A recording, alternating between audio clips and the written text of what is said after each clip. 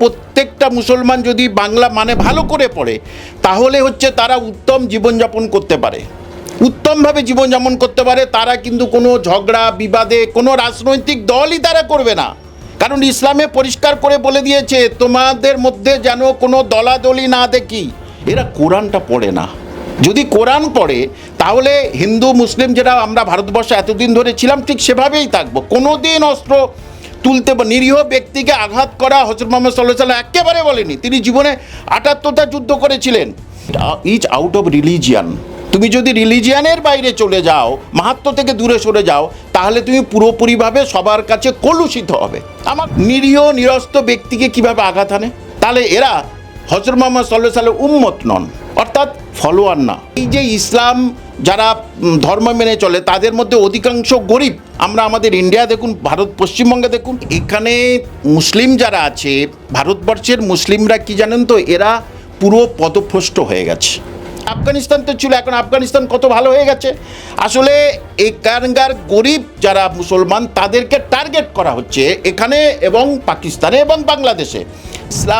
মুসলিমরা তারা কেন মহিলাদের ঘর বন্দি করে রেখেছে? প্রশ্ন আমার এখানে। তারাও তো বাইরে যেতে পারে, তারাও লেখাপড়া শিখতে পারে, তারা পাইলট হতে পারে, তারাও নিজের আত্মরক্ষার জন্যে, মানে যে কোনো মানুষ তাকে মারার জন্য তারাও তো ক্যারাটে শিখতে পারে। যে মহিলাটাকে বলছে মোদিকে গিয়ে বল, কেন তুই আয় না, তোরা কজন ছিলি ততজন আয় না, এসে মোদিকে বল কীরকম বাপের বেটা দেখি, তারা মোদিকে বল। অর্থাৎ মনে হয় যে যে ধর্মটা বহু, সব ধর্ম আমরা যদি অতীতে যেই দেখি যে অনেক পুরনো, অনেক আগের লেখা, তো বর্তমান যুগে চলতে গেলে কোথাও যে ধর্মের কোথাও বর্তমান যুগের সঙ্গে মানিয়ে নিয়ে কিছু সংস্কার প্রয়োজন প্রতিটা ধর্মের ক্ষেত্রে। আমি বলছি, আপনার কি মনে হয়? দেখুন, যদি আমি বলতে পারি যে যদি কোরআন কেউ, দেখুন যারা এরা পড়ে না কোরআন, ওরা তো একেবারে মুসলমান। কোরআন কটা মানুষ তার বাংলা মানে জানে? বাংলা মানে জানলে সেখানে পরিষ্কার করে দেখা যাচ্ছে প্রত্যেকটা মুসলমান যদি বাংলা মানে ভালো করে পড়ে তাহলে হচ্ছে তারা উত্তম জীবনযাপন করতে পারে, উত্তমভাবে জীবনযাপন করতে পারে। তারা কিন্তু কোনো ঝগড়া বিবাদে কোনো রাজনৈতিক দলই তারা করবে না, কারণ ইসলামে পরিষ্কার করে বলে দিয়েছে তোমাদের মধ্যে যেন কোনো দলাদলি না দেখি। তাহলে আজকের দেখুন, কিছুজন তৃণমূল করছে, কিছুজন বিজেপি করছে, কিছুজন সিপিএম করছে, তাহলে তোমাদের ইসলামে দলাদলি কেন? সেটা তো কোনো সময়ের জন্য হযরত মুহাম্মদ সাল্লাল্লাহু আলাইহি ওয়াসাল্লাম বলে যাননি, আমাদের নবী প্রফেট বলে যাননি। কোরআনও পরিষ্কার করে দলাদলি নিষিদ্ধ করেছে। আসলে সারা পৃথিবীর সংখ্যালঘুরা যেখানে গরিব, পাকিস্তান তো একেবারে মানে অর্থনৈতিকভাবে দেউলিয়া, এবং কিছুদিন আগে কেনিয়াতে হয়েছে, কেনিয়াতে মানে 1994 হয়েছে কেনিয়াতে। সেখানে কি না, তুবুবু সরকারের সময় সেখানে একেবারে গরিব দেশ কেনিয়া এবং উগান্ডা, সেখানে খ্রিস্টান মিশনারিকে পুরো ধরে ধরে মেরে দিয়েছে এবং তারা বাহবা পেয়েছে কিছু রাজনৈতিক দলের কাছে। অর্থাৎ এই যে ইসলাম যারা ধর্ম মেনে চলে তাদের মধ্যে অধিকাংশ গরিব। আমরা আমাদের ইন্ডিয়া দেখুন, ভারত পশ্চিমবঙ্গে দেখুন, তারা গরিব, এবং তাদেরকে এইবারে ওই সন্ত্রাসবাদে এবং মৌলবাদে নিয়ে যাওয়াটাই হচ্ছে খুব সোজা পথ। কিন্তু এদের মধ্যে অনেকেই কম শিক্ষিত বা একেবারেই অশিক্ষিত, আমি তাদেরকে সম্মান রেখে বলছি, এরা কোরআনটা পড়ে না। যদি কোরআন পড়ে তাহলে হিন্দু মুসলিম যেটা আমরা ভারতবর্ষে এতদিন ধরে ছিলাম ঠিক সেভাবেই থাকবো। কোনো দিন অস্ত্র তুলতে বা নিরীহ ব্যক্তিকে আঘাত করা হযরত মুহাম্মদ সাল্লাল্লাহু আলাইহি ওয়াসাল্লাম একেবারে বলেনি। তিনি জীবনে ৭৮টা যুদ্ধ করেছিলেন, এবং একজন আরেকটা নিরস্ত্র ব্যক্তিকে মারতে যাচ্ছিলেন, তখন বলেছে না না না না, নিরস্ত্র ব্যক্তিকে কোনো দিন মারা যাবে না। তাহলে এরা নিরীহ নিরস্ত্র ব্যক্তিকে কিভাবে আঘাত আনে? তাহলে এরা হযরত মুহাম্মদ সাল্লাল্লাহু আলাইহি ওয়াসাল্লামের উম্মত নন, অর্থাৎ ফলোয়ার না, অনুসারী না। এরা মানে এই গরিব মুসলিম যারা সংখ্যালঘু গরিব যারা আছে তাদেরকে না কাজে লাগানো হচ্ছে। কারণ এই বিশ্বের মধ্যে, তৃতীয় বিশ্বের মধ্যে সবচেয়ে গরিব বাংলাদেশের থেকেও গরিব পাকিস্তান হয়ে গেছে। তার কারণ এরা ধর্ম আর রাজনীতিটাকে মিশিয়ে দিয়েছে, দুর্নীতিটাকে বাদ দেওয়ার জন্য। আর না হলে তো পরে ভোট পাবে না। কে কত সন্ত্রাসবাদীকে কাজে লাগাতে পারে, ইসলামকে কাজে লাগাতে পারে এই দুর্নীতির মধ্যে, তাহলে সে ভোট পাবে। এটা শুধু পাকিস্তানের পলিসি, সারা ভারতবর্ষের এই যে 57টা দেশ, সেখানে তো কিছু হয় না, সেখানে তো গরিব আছে কিন্তু তারা কিছু হয় না, কিন্তু সব থেকে বেশি গরিব হচ্ছে পাকিস্তানে। আর সেই জন্যেই ওখানকার মৌলবাদরা তারা এদেরকে এই হচ্ছে কে পিন মারছে যে তোমরা এটা পাকিস্তান ভারতে গিয়ে যদি করে আসো তাহলে হচ্ছে তুমি বাহবা পেয়ে যাবে। আচ্ছা, আমরা দেখেছি যে বিগত কয়েক বছরে এই ধর্মীয় সংঘাতটি অনেক বেশি বড় জায়গায় পৌঁছে গেছে, এবং এই পেহেলগামে যে ঘটনা ঘটলো সেই ঘটনার পরিপ্রেক্ষিতে যদি দেখি যে যে সকল ব্যক্তি আগে এই বিষয় নিয়ে বক্তব্য রাখতো না, তারাও এখন বক্তব্য রাখছে, যার ফলে এই যে একটা মুসলিম বিদ্বেষ একটা যে মানুষের মনে মনে ঢুকে যাচ্ছে, যেটা সমাজ মাধ্যমে প্রকাশ পাচ্ছে নানান বক্তব্যের মাধ্যমে, কোথাও সাধারণ একটা মুসলিম পরিবার যার এই ঘটনার সঙ্গে বা যা হচ্ছে তার সঙ্গে কোনো সম্পর্কই নেই, তাদের জীবন তো হানি হচ্ছে না, তারা তো বিদ্বেষের মুখে পড়ছে। তাদের প্রতিবেশী হয়তো তাদের সঙ্গে বছরকে বছর হিন্দু পরিবার, শিখ পরিবারের সঙ্গে তারা বসবাস করছে, কিন্তু তাদের চোখেও তারা নেমে যাচ্ছে হিসাব মতো। একেবারে নিশ্চিত, যেটা মুর্শিদাবাদে হয়েছে, মুর্শিদাবাদ হওয়ার পরেই ওখানে পাহেলগাঁতে হয়ে গেল। সুতরাং এখানে মুসলিম যারা আছে, ভারতবর্ষের মুসলিমরা কি জানেন তো, এরা পুরো পদভ্রষ্ট হয়ে গেছে। এরা রাজনৈতিক লিডারদের কথা শুনছে, এবং প্রান্তিক এবং গরিব মুসলমান এরা আল্লাহ এবং কোরআনের বিধান থেকে দূরে সরে যাচ্ছে। সুতরাং আমরা যখন ধর্ম থেকে দূরে সরে যাব, দেখুন একটা বিখ্যাত কোটেশন আছে বিখ্যাত ব্যক্তির আব্রাহাম লিঙ্কনের, যে বলেছে যে আউট অফ কালচার তাহলে আউট অফ ফ্যামিলি। তুমি যখন ফ্যামিলি থেকে সংস্কৃতি থেকে দূরে যাবে, তাহলে তোমার ফ্যামিলি তোমার বদনাম হয়ে যাবে। আর আউট অফ ফ্যামিলি আর out of culture is out of religion. তুমি যদি রিলিজিয়ানের বাইরে চলে যাও, মাহাত্ম্য থেকে দূরে সরে যাও, তাহলে তুমি পুরোপুরিভাবে সবার কাছে কলুষিত হবে।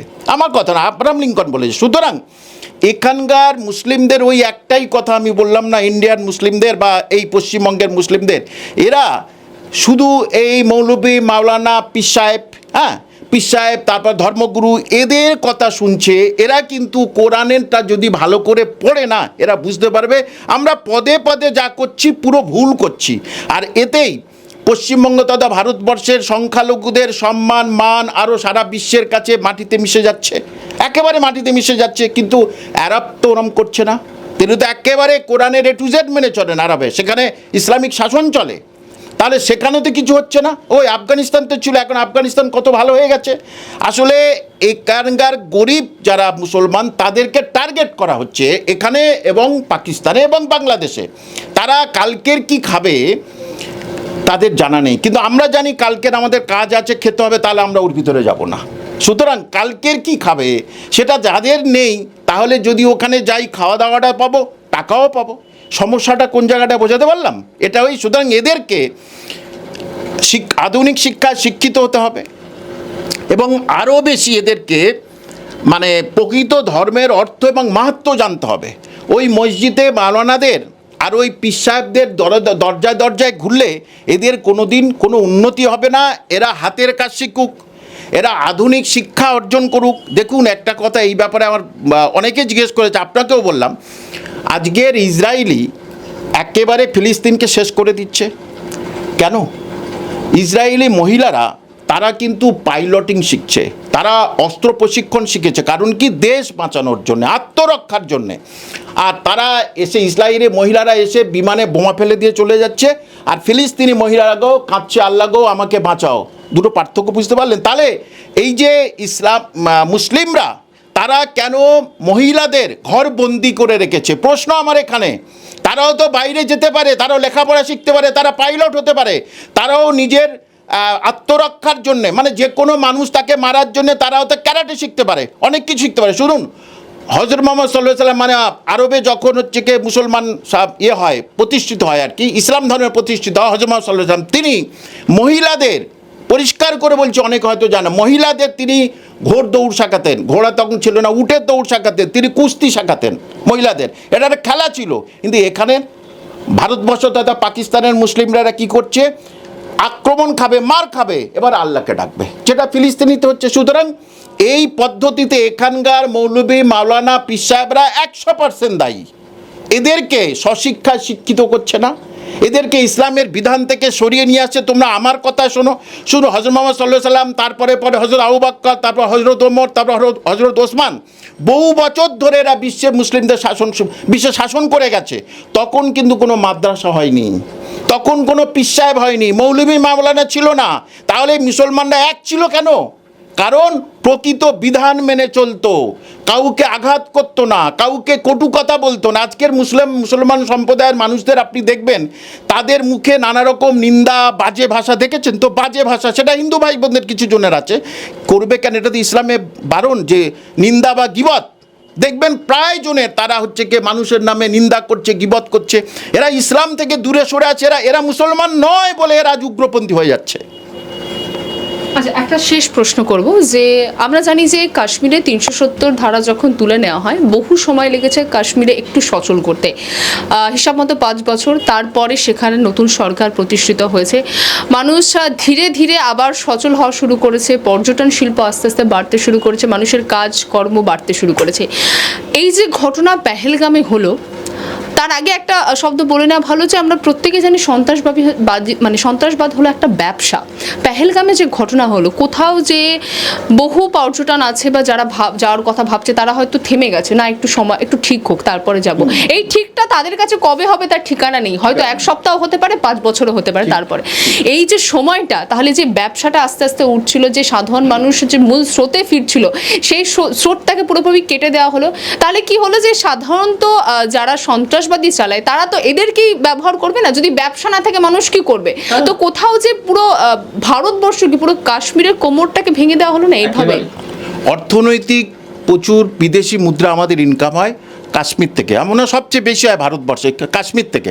তাহলে ওই যে তারা জানে আমরা অর্থনৈতিকভাবে দুর্বল, পাকিস্তান জানে, তাহলে ভারতের সবচেয়ে কোমর ভাঙতে গেলে কাছাকাছি আমাদের হচ্ছে গিয়ে যে যার সঙ্গে বর্ডার আছে, তাহলে এখান থেকে ঢুকে যাও, ঢুকে গিয়ে তুমি এখানে অরাজকতা সৃষ্টি করে দাও, যাতে মানুষের একটা প্যানিক সৃষ্টি করে দাও, অন্য কিছু নয়, প্যানিক সৃষ্টি করে দাও। এদের সৎসাহস নেই যে মহিলাটাকে বলছে মোদিকে গিয়ে বল, কেন তুই আয় না, তোরা কজন ছিলি ততজন আয় না, এসে মোদিকে বল কীরকম বাপের বেটা দেখি, তারা মোদিকে বল। অর্থাৎ এরা ভীতু, এরা মানুষের রুজি রোজগারে যাতে টান পড়ে, কারণ তাদেরও তো রুজি রোজগারে টান পড়েছে, অর্থনৈতিকভাবে দেউলিয়া হয়ে গেছে। তাহলে ভারতবর্ষের যদি আমরা এরকম দেউলিয়াপনা একটু কিছু করতে পারি, এবং এখানে শুধু মুসলিম ব্যবসায়ীরা ক্ষতিগ্রস্ত হয়নি, হিন্দু ব্যবসায়ী তারাও কিন্তু ক্ষতিগ্রস্ত হচ্ছে, হোটেল ব্যবসা থেকে শুরু করে সব। এবং এখানে যারা বেড়াতে যান সারা বিশ্ব থেকে, তারা কিন্তু আর যেতে পারবে না বেশ কিছুদিন, যতই যা বলুক, এখন তাদের আতঙ্ক থাকবে, একটা থাকবে। এবং একেবারে ওই দুর্গম জায়গায় তারা গেছে, এবং সেই দুর্গম জায়গায় কেউ কোনো পুলিশ নেই, কোনো কিছু নেই, যে বললাম যেখানে নিরাপত্তার অভাব বোধ করবে সেখানেই কিন্তু এরা এটা করবে। কিন্তু মাননীয় মোদিজি বলেছেন যে হ্যাঁ নিরাপত্তার গাফিলতি ছিল, অ্যাকচুয়ালি ওখানে কিন্তু ক্যাম্প ছিল, কিন্তু যখন দেখেছে আর সন্ত্রাসবাদ নেই, কোনো কিছু নেই, তখনই ক্যাম্পটা তুলে নিয়েছে আর কি, তখনই ক্যাম্পটা তুলে নিয়েছে। সুতরাং এইটা নিয়ে হিন্দু মুসলিম করাটা না আমি একদম পছন্দ, এটা ঠিক নয়। একজন নাগরিক হিসাবে হিন্দু মুসলিম করাটা কোনো ব্যাপার না। তাহলে কি কালকের থেকে বাসে উঠে জিজ্ঞেস করবে ড্রাইভার তুমি কি মুসলমান না তুমি হিন্দু, তাহলে উঠবো না।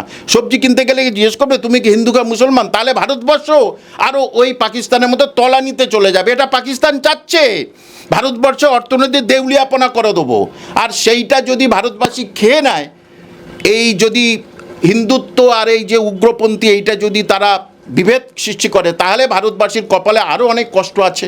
আমরা যারা মিলেমিশে আছি মিলেমিশেই থাকবো, এটাই হচ্ছে কি আমাদের একদম সংবিধানে আছে, সব জায়গায় আছে, আমাদের রক্তেও আছে। সুতরাং আমাদের ঐক্যবদ্ধ হতে হবে, ভারতকে ভারত মাতার জন্যে, শান্তির জন্য, ভারতবাসীর শান্তির জন্য আমাদের জাতি ধর্ম বর্ণ নির্বিশেষে ঐক্য হতে হবে। বাংলা হান্টের আরো খবর দেখতে নজর রাখুন। বাংলা খবর মানেই বাংলা হান্ট।